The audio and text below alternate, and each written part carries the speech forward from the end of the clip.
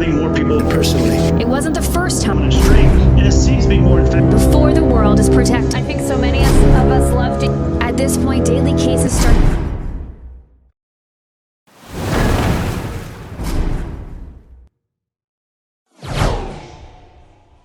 Всем привет!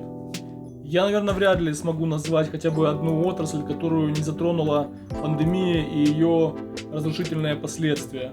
Хотя, на мой взгляд, самыми уязвимыми оказались сфера транспорта, я имею в виду пассажирские перевозки, сфера туризма и сфера развлечений.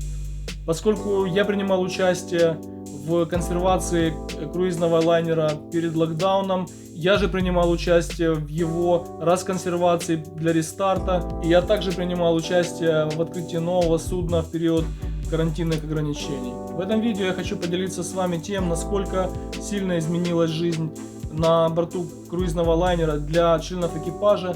Частично я, конечно, покажу, какие ограничения и новые правила существуют для пассажиров, но главная идея этого видео — это морально подготовить тех, кто хочет продолжать работать в период карантинных ограничений на круизных судах. Как я уже говорил, я участвовал в постановке судна на локдаун, в его консервации, и хочу показать пару кадров, которые я сделал тогда, которые красочно описывают, во что превращается новейший круизный лайнер, который буквально пару месяцев назад покинул судоверфь, после того, как его покидают пассажиры и большая часть экипажа.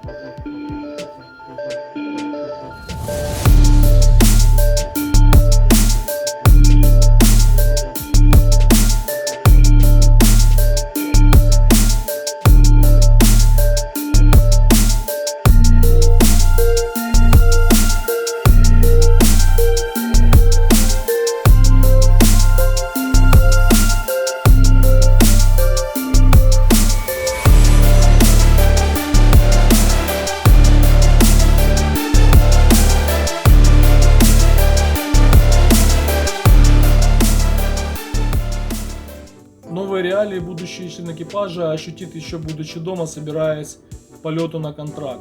В принципе, это будет стандартный пакет документов, к которому добавится еще пара анкет, пара каких-то деклараций, но главное, должен быть сертификат о негативном результате ПЦР-теста, переведенный на английский язык.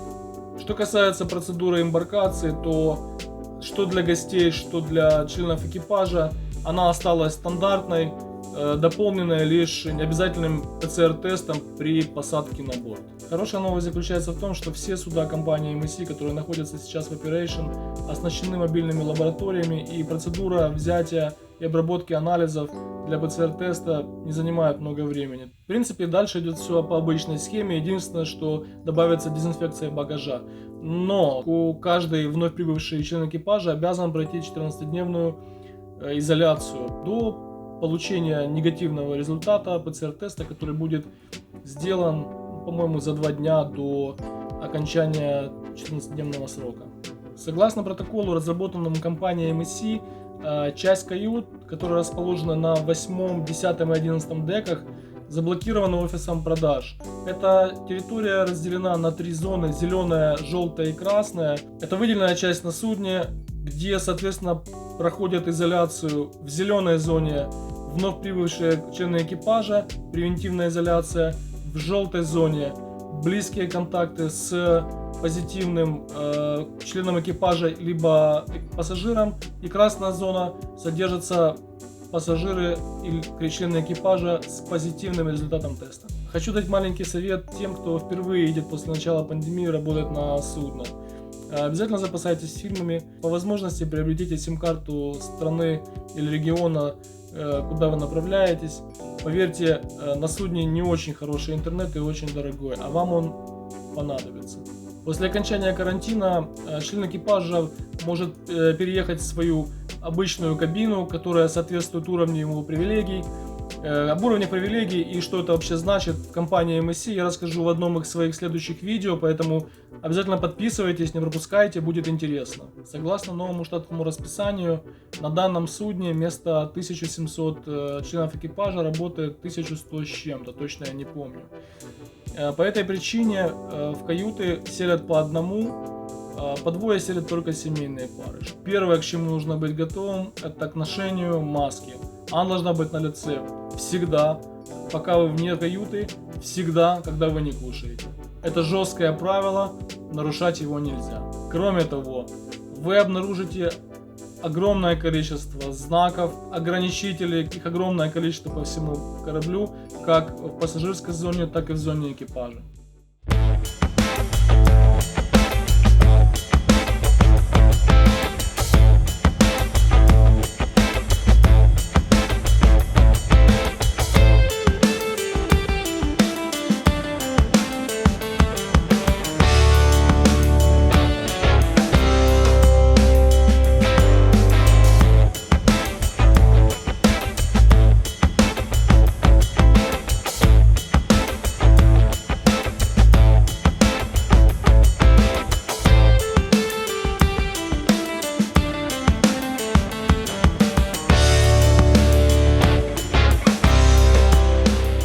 Маски меняют каждый день. Это вот такая вот модель. Очень неудобная история. Очень тяжело в ней дышать. И самое главное, что вот эти вот лямки делают уши вот такими вот. Поэтому мы все стараемся как-то удлинить эту штуку. Либо подцепить пластиковый такой коннектор. Но кто как, но просто базовую модель, стоковую, вот так носить невозможно. Еще одна процедура, которая войдет в повседневную жизнь как ежедневная рутина, это проверка температуры. Сейчас на этом судне это делается ручными термометрами, которые синхронизированы с айподами, и эта информация поступает в режиме онлайн на сервер. В данный момент на этом судне в процессе инсталляции автоматические киоски для измерения температуры. Нужно будет дважды в день подходить к ним и сканировать карту, и автоматически будет измеряться температура. Информация также будет поступать на центральный сервер. Еще одно новшество, к которому необходимо будет привыкнуть, это вот такие браслеты. Они выдаются каждому, кто заходит на судно, будь то член экипажа, либо пассажир. Они необходимы для того, чтобы отслеживать перемещение человека по судну, его близкие контакты. На данном судне все члены экипажа провакцинированы первой, а некоторые уже и второй дозой вакцины AstraZeneca и Pfizer. Но самое плохое, что ожидает каждого из членов экипажа, которые приедут на судно компании MSC, это то, что выходить на улицу, на берег категорически запрещено. И скорее всего, что еще на этапе оформления документов в крюинговом агентстве вас попросят подписать некую декларацию, которая подтверждает ваше согласие и понимание всех условий пребывания на борту. Еще один важный момент, который станет частью новой реальности и к которому нужно будет привыкнуть, это периодическое ПЦР-тестирование. Члены экипажа проходят тест рандомно раз в месяц, а для пассажиров это тоже обязательная процедура, но раз в круиз. Что касается развлечений для экипажа, крю-пати, караоке, талант-шоу и прочие конкурсы, прочие activities, ребята, забудьте, все это отменено, всего этого нет. Благо, хотя бы работает крю-бар, но только на вынос, и выпить алкоголь и посидеть с друзьями, как обычно это было до этого, не получится. Только на вынос и только 2 дринка на человека в день. Но хорошая новость заключается в том, что спортзал для экипажа открыт постоянно, а не по расписанию, как на других судах компании. Единственное, есть ограничение по количеству человек, их не может быть больше 8 одновременно. В остальном можно работать, можно заниматься спортом, все отлично. И еще у нас есть, как я уже говорил, бассейн с забортной водой. В теплую погоду мы отдыхаем, мы можем загорать, плавать. Что касается шопинга, то понятное дело, что в привычном виде он уже недоступен, поскольку выходить на улицу нельзя. Но можно заказывать онлайн, и в принципе при коллаборации с портовыми агентами посылки доставляются на борт очень быстро. В течение даже суток, если мы попадаем в необходимый порт.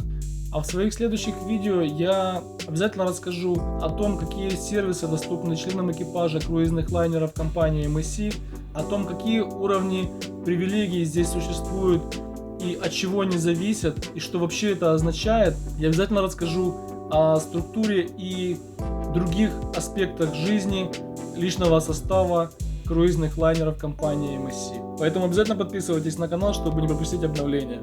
А у меня на этом все. Спасибо, что смотрели.